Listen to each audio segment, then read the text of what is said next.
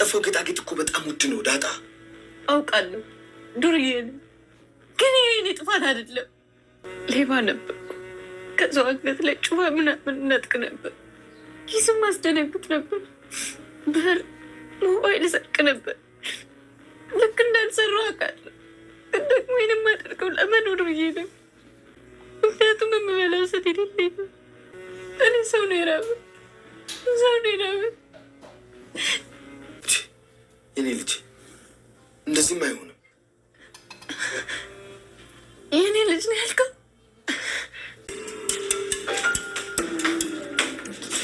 አንቺ ነሽ የዛች ሌባና ቆሻሻ ክትልልሽ እንኳን ታጥባ ማታውቅ ልብስ ከኔ ጋር የምትቀላቅይው? ተቀላቅሎ ነው። ስንት በሽታ እንዳለባት በምን አውቃለሁ? ይቅርታ ግን አብዬ፣ ቆይ አንቺ መቼ ነው የምትረጋጊው? እሷ ስንዞር ትላለች፣ አንቺ ደግሞ አመተሽ ልብሷን ከልብሴ ጋር ታስቀምጫለሽ። አብዬ ልዬ ላጥብልሽ እኮ አሁን ማሽን ለመክሰስ ነው እኮ ያወጣሁት። ቆይ ግን ለምንድን ነው ቤት ሁላችሁም እሷን የምትወዷት? ማንን? ያችን ሌባ ነው። አንቺንም እኮ እንወድሻለን። አይመስለኝም። ይኸውልሽ አልብሻትሽ፣ አልብሻት። አንቺ ቆይ ለምንድን ነው ቦታሽን የማታውቅ? ምን አደረግኩሽ? ለምንድን ነው የምትከታተይኝ? እኔ አልተከታተልኩሽ፣ እራስሽ ነሽ እየተከታተልሽኝ ያለሽ። ቆይ ምን አደረግኩሽ? ለምንድን ነው ከናታን ጋር የምትሆኚው? ምን ነው ፎንቃ አለብሽ እንዴ? አይመለከትሽም። የኔት ፎንቃ ካለብሽ አያሳስብሽ። አንቺ ነሽ የኔት፣ ቦታሽን ወቂሽ። ኪድዬም በዚህ አጠርጠኝሽ። እኔ ወንዶችን ወንድ እጅ እንደ ፍቅረኛ አስቤያቸው አላውቅም።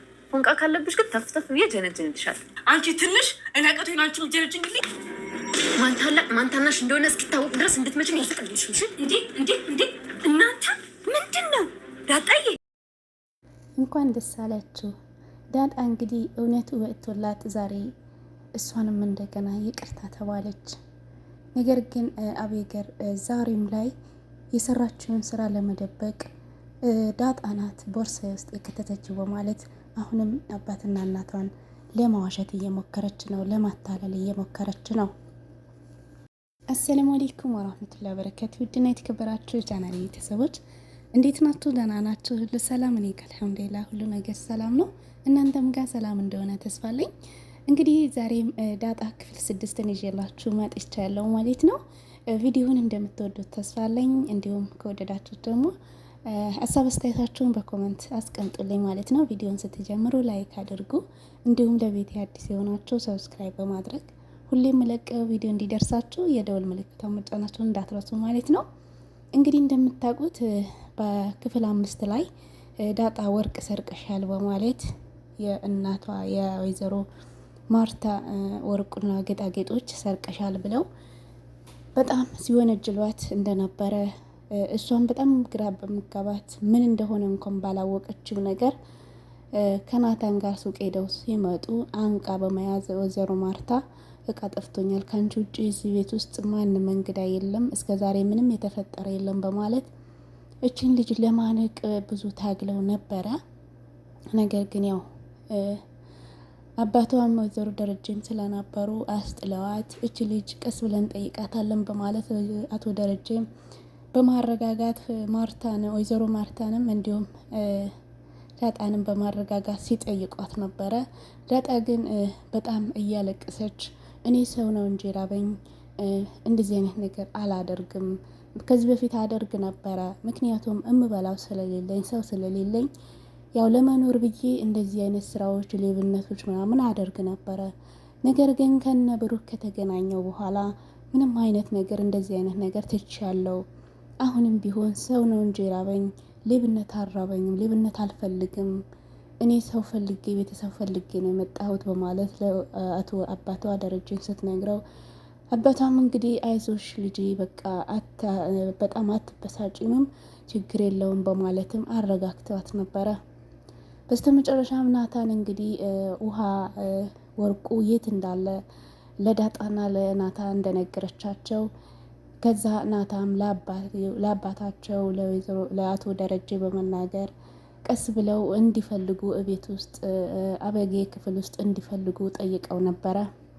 አቶ ደረጀም ቀጥታ የአበጌ ቦርሳ ሲከፍት ጌጣጌጦቹ እዛ ውስጥ እንዳሉ አወቀ ማለት ነው።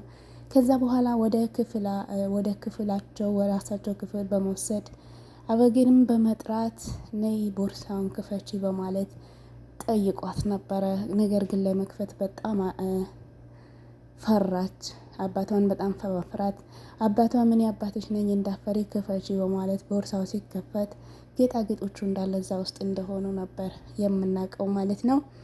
ከዛ በኋላ ግን አባትዬው የአባትነት እንግዲህ ሚስጥሩን ለመሸፈን እሷ ናት ላለማለት እንደገና እሷንም ከእንግዲህ በኋላ እንደዚህ አይነት ነገር እንዳታደርግና ለምን እንዳደረገችው ደግሞ ለወደፊቱ ቀስ ብለን እንድንጫወት ትነግሪኛለሽ በማለትም ለእናቷ ግን እሷ እንደደበቀችው እንዳትናገርና እሳቸውም እንዳይናገሩ ሌላ መፍትሄ መፍጠር ጀመሩ። ከዛ በኋላ ግን ለአበጌ ለምን እንደደበቅሽው ንገሪኝ ቢሏትም አበጌ ግን ለመናገር ፍላጎት የላትም እና በቃ በሌላ ጊዜ ትነግሪኛለሽ በማለትም ለወደፊትሽ እንደዚህ አይነት ነገር እንዳታደርጊ በማለት የአባትነት ምክር ሰጥተዋታል። ከዛም በኋላ ግን ቀጥታ ወደ ወይዘሮ ማርታ በመሄድ አቶ ደረጀ ማለት ነው እንኳን ደስ አለሽ፣ ጌጣጌጦችሽ እኮ አሉ፣ እኔ ነኝ ጥፋተኛ። ባለፈው የአንቺ ኮሜዲና ሲሰበር እኔ ወደ ራሴ ኮሜዲና አስገብቼ ቆልፌበት ነበረ፣ ረስቼው ነው በማለት የልጃቸውን ጥፋት ለመሸፈን እናትየውን በዚህ መልኩ ነበር ያሳመኗት። ከዛ እናትየውም እሺ ዳጣን ይቅርታ ጠይቃለሁ በማለትም ቀጥታ ወደ ዳጣ ይቅርታ ነበር የጠየቁት።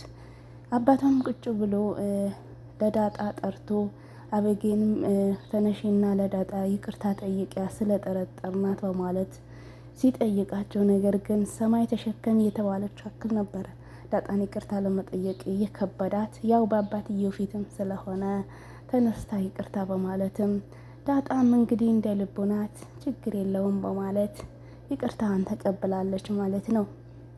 ወይዘሮ ማርታም እንግዲህ ለዳጣ ይቅርታ እንዳሏትና ከእንግዲህ እኔ ጠፍቶብኝ ስለማያውቅ ነው ይሄ ነገር የጠረጠርኩሽ በማለት ጠየቋት። እሷም ኧረ ችግር የለም ጣጣ የለም በማለት ይቅርታውን ተቀብላ ከዛ በኋላ ለናታን ለመንገር ናታን እየፈለገች ነበረ።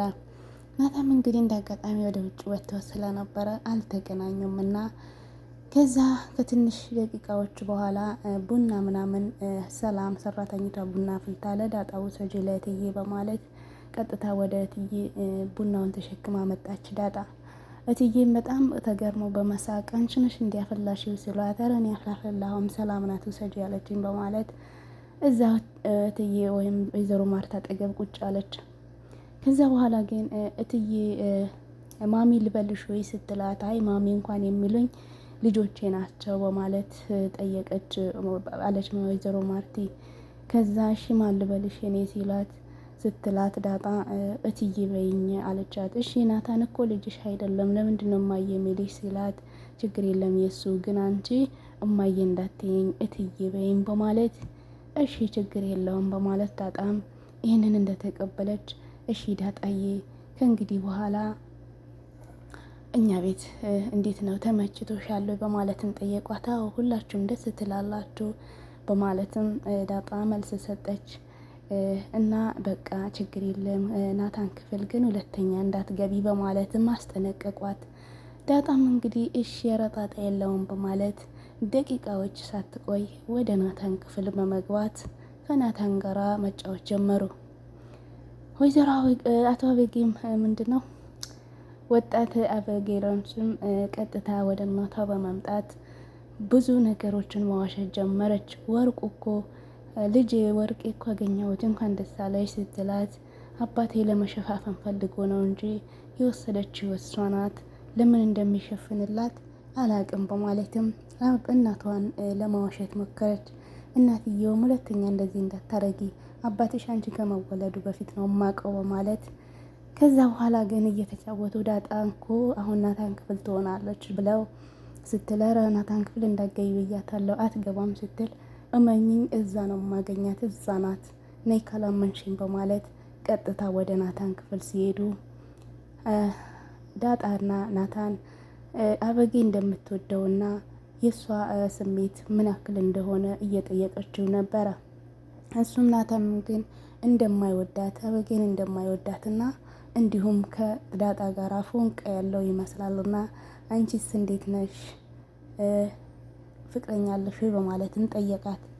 እሷም እንዴ ምን ማለት ነው እያለች በዚህ ጊዜ የወይዘሮ ማርታና ከልጇ ከአበጌ ጋራ መዝጊያ ስር ተደብቀው ማዳመጥ ጀመሩ። ከዛ ብሩን ብርግድ አርጋ አበጌል ወደ ናታን ክፍል ከእናታ ጋር ሲገቡ ከዛ በኋላ ናታንና ዳጣ በጣም በድንጋጤ አልጋ ላይ ፈዝ ብለው ቀሩ። እንግዲህ የዳጣ መጨረሻ ምን ይሆን? እንግዲህ ይሄ ነገር ደግሞ ይባስ ወደ ሌላ እናትየውም ስላየች ከዛ ቤት ያስወጣት ይሆን? በጣም ግራ ይገባል። እሷ ግን በጣም የዋህና ቅብጥ ያለች ናት። ምንም ነገሮችን በተንኮል አታስብም። ነገር ግን እናቷና ወይዘሮ ማርታና ልጇ ያው ናታን ስለምትፈልገው ልጇ እሳቸውም ደግሞ ናታን ለልጃቸው ማድረግ ስለሚፈልጉ እንግዲህ ዳጣ እዛ ቤት የመቆየት እድሏ በጣም ጠባብ ነው በዚህ ጊዜ። ናታንም ደግሞ ዳጣን ነው የሚወዳት እና መጨረሻው ምን ይሆን? ውድ ቤተሰቦቼ ዳጣ መጨረሻውን ለማየት የጓጓችሁ እስቲ ሀሳብ አስተያየታችሁን እናንተን በኮመንት አሳውቁኝ እላለሁ። የዛሬ ቪዲዮ ይሄ ይመስል ነበር።